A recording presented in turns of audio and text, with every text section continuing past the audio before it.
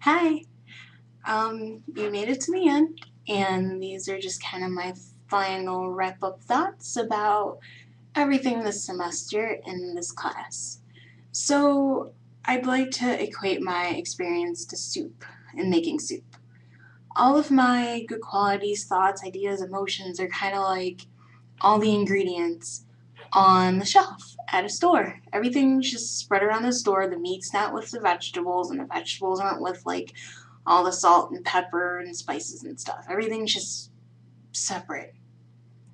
And when they come together in a basket and when they're bought, then it starts to get a little bit, I don't know, it starts to get a little bit fun because I get the stroke of genius and I'm happy and I'm ready. I'm ready to get all of my ideas on the paper. And when everything's getting chopped and then when it's boiled, I begin to see everything as a mess because all the ingredients are bleeding on each other inside this pot that's boiling. Just like how vegetables and chicken, like all the flavors would begin to meld together with this high temperature. And that was very uncomfortable for me, because in high school, I'm so used to writing everything in a linear fashion. I'm not used to going back and editing and switching paragraphs around and doing a lot of messy things. And so when everything started to bleed, I got scared. For example, in my analysis essay, if I didn't say this in my video, I actually cried when I had the writing tutor look over it for me because I knew everything was such a mess. And she told me so many things to do with it, I just got overwhelmed. And I'm like, oh my gosh, what am I going to do? This is like due tomorrow, you know? And that also piggybacks on the procrastination issue. I would procrastinate because I was scared. Because I've written everything in the past in such a linear fashion, I'm not used to having everything boil together and it actually be good ideas. I didn't know what to do with everything. So I would just wait and wait. As I took my sweet time to get things on paper, the due date wasn't waiting for me. So then the night before, I would have to rush and get everything on paper and just, I would know that it was a mess. The soup didn't taste good because I just rushed and threw everything in a pot. I didn't care to chop it up. I didn't care to rinse my vegetables. It was just garbage. So whenever I had whenever I had so many ideas, I would kind of coach myself to just write them down. Just go, because that's what I learned in the very first day. It's okay to free write. It's okay to just say whatever's on your mind, just like now with the video. The good thing about writing I learned is no one sees what you went and edited. You know, they just see the final product, the final version of your thoughts and the organization and everything.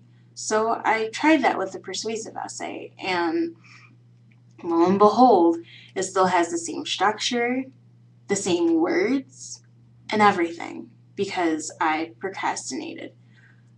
Um, what got better throughout the semester, however, was I got a grasp on how I felt whenever I had a large assignment. Um, I would freak out because I didn't know what to write, I didn't know what to put, and then I would just wait and then become closer to the due date, and then I would actually write. The reason why I had such a fear, and the reason why I would always write everything in a linear path, was because I was scared of making a mess. So when I actually took the time to cut the vegetables, and put everything in a pot, I would watch it boil. And when it boiled, I got scared because I'm like, what am I supposed to do with this mess? Which is a lot like my analysis essay. I had great ideas, and then I saw it boil in the pot, and that was scary because I'm like, what do I do with this? All of my good ideas were beginning to bleed together, and I would have to work on like transitions and the structure of the entire essay, and there's so many things to fix. I'm not used to that. And so that was part of the reason why I would wait so long, because I was scared. And then the second part, the biggest part, was I was scared of what my audience would say. For example, in my persuasive essay, I had very poor reviews during our peer essay, or peer edit time. And I was upset because I understood I had all of these problems with my essay, and there was nothing I could do about it because I had written it just the night before. I couldn't wring the sponge anymore. The sponge was already dry. The soup was already cold. I would have to wait to buy more ingredients to make the soup again. And it's okay because I have the recipe. I have what ingredients I need to get. All I would have to do is just kind of sort of remake it. Or what I normally do is just warm it up again in the microwave. That's what I felt like. I would never, if you looked at my rough drafts in comparison to my final drafts, there may have been a couple of word differences, a couple of things added, some things subtracted, but there is no grandiose change, like, ooh, miraculous, magical, big change. That was it.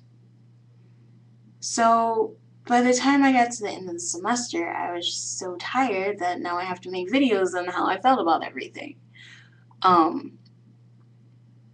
I would basically wait to do all of this work because I was just too scared to get it down the first time, and I have to remind myself that it doesn't have to be right the first time. It's okay for the soup to boil because that's what's supposed to happen. If the soup doesn't boil, then you won't have soup. So I guess this class has made me grow a lot as a writer, and it's confirmed a lot of things that I didn't acknowledge before. Like, it's okay to have multiple drafts. As trivial as that sounds, I never trusted that with myself because I'm like, who has time to make multiple drafts? I have all this work to do, and then I can just make one draft, and then bam, done. But that's not the way it works in college. So I guess in English 125 I'll work on not having that fear, because it's okay to edit. It's okay to have a mess because that's what's supposed to happen. So thank you, Professor Metzger. You have been a great influence on me as a writer, and have really helped me dig out things that I didn't know existed. You've helped me develop more of a confidence about, you've helped me become more confident about my writing skills and what I can do about that. Because I am a little bit better than I thought, I can become much better if I took the time to remake the soup, go buy the ingredients again, maybe even experiment and try different things that I've never tried before. So thank you, and to everyone else who's looking at this video, thank you for looking through my portfolio, and I hope everything was an enjoyable experience.